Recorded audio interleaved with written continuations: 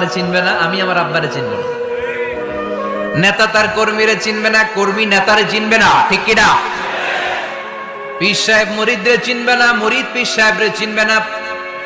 স্বামী তার স্ত্রীরে চিনবে না, স্ত্রী তার স্বামীরে চিনবে না। নবী থেকে শুরু করে, অলি থেকে শুরু করে, শহীদ থেকে শুরু করে সবার মুখে একটাই জিকির, ইয়া নাফসি ইয়া নাফসি ইয়া নাফসি। আকাশের সূর্যটা যেদিন মাথার কাছে চলে আসবে, জমিনটা তামার জমিন হয়ে যাবে। সূর্যের তাপে মাথা মগজগুলো ভাতের মাড়ের মতো গলে গলে নাকের ছিদ্র কানের ছিদ্র দিয়ে টপ টপ করে বেয়ে বেয়ে নিচে পড়বে।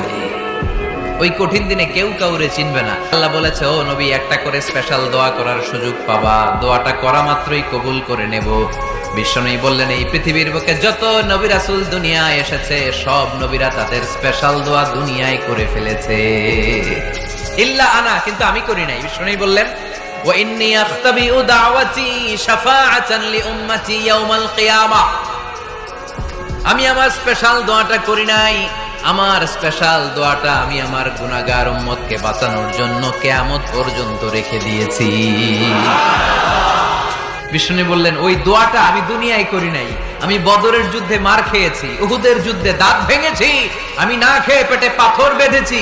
আমি যদি ওই দিন দোয়া করতাম, আল্লাহ দোয়া কবুল করে নিত, জান্নাতি খাবার দিয়ে দিত, আমার মায়ের খাওয়া লাগতো, তাইফে আমার রক্ত ঝরতো না, দোয়া করলেই কবুল। কিন্তু ওই দোয়াটা আমি দুনিয়ায় করি নাই, ওই দোয়াটা আমার জন্য, আপনার জন্য, আমাদের জন্য বিশ্বনবী জমা রেখে দিয়েছে। এজন্য বিশ্বনবীর চিন্তা আর আমাদের চিন্তা এক চিন্তা না, বিশ্বনবীর পুরা উম্মতের চিন্তা। কিয়ামত পর্যন্ত যত মানুষ আসবে সবাই আমার উম্মত, না জানি তাদের নসিবে কি হয়ে যায়। এই চিন্তার বোঝা বিশ্বনবীকে কাবু করে ফেলেছিল। আল্লাহ বললেন, নবী, নো টেনশন, কোনো টেনশন নাই, আপনার এই চিন্তার বোঝাকে আপনার পিঠ থেকে আমি আল্লাহ নিজ দায়িত্বে সরিয়ে নিলাম। এজন্য আল্লাহ বললেন, আলাম নাশরাহ লাকা সাদরাকা ওয়া ওয়াদা'না আনকা বিজরাক আল্লাযী আনকাদা যাহরাক। যেই চিন্তার বোঝা আপনাকে কষ্ট দেয়, যেই চিন্তার বোঝা আপনারে পেরেশান করে তোলে, আপনার পিঠ থেকে ওই চিন্তার বোঝা নবী আমি সরিয়ে নিলাম। কি দিয়ে সরিয়ে নিল? কোরআনের আলো দিয়ে। আওয়াজ করে বলতে হবে, কি দিয়ে? বিশ্বনবী মক্কায় দেখতেন মূর্তির পূজা হয়, আল্লাহর ঘরের ভিতরে 360টা মূর্তির পূজা। বিশ্বনবী দেখতে পেলেন দুর্বলের উপরে সবলের অত্যাচার, বিশ্বনবী দেখতে পেলেন নারীদেরকে অত্যাচার করা হয়। কন্যা সন্তান হলে বাবা তার মেয়েটাকে নিয়ে জঙ্গলের ভেতরে ঢুকে কিংবা মরুভূমির ভেতরে যে জীবিত দাফন করে দেয়। ওয়াইদাল মাউউদাতু সুইলাত ওয়াদুল বানাত। বিশ্বনবী এগুলো দেখতেন চারপাশে, দেখে এই পথহারা জাতিকে কিভাবে উদ্ধার করবেন, কি দিয়ে উদ্ধার করা যায়, এই টেনশনে বিশ্বনবীর পিঠ বাঁকা হয়ে গিয়েছিল। উপমা, বাঁকা হয়ে গিয়েছিল। বিশ্বনবী সব সময় পেরেশান থাকতেন। আল্লাহ বললেন, নবী, টেনশনের দরকার নাই, হেরা গুহায় এমন একটা নূরের আলো দিয়ে আমি আপনারে আলোকিত করব, যার মাধ্যমে সব পেরেশানি দূর হয়ে যাবে।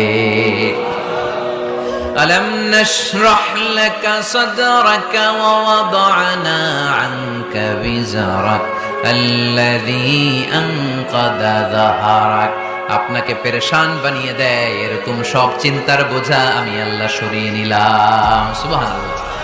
দুইটা নেয়ামত শুনলাম, এবার 3 নম্বর নেয়ামত। আল্লাহ বললেন, ওয়া রাফা'না লাকা যিকরাক। এটা মুখস্থ করতে হবে আজকে, আমার সাথে সাথে পড়েন, ওয়া রাফা'না লাকা যিকরাক। সবাই বলেন নাই, পড়েন, ওয়া রাফা'না লাকা যিকরাক ওয়া রাফা'না লাকা যিকরাক। নবী হে, আপনার সম্মানকে আমি আকাশচুম্বী করেছি। I have dignified your status high and high, the highest peak. আপনার মর্যাদা উঠাতে উঠাতে আকাশ বাতাস ছাপিয়ে, সাত আকাশ কাঁপিয়ে আরশের উপরে নিয়ে গিয়েছে।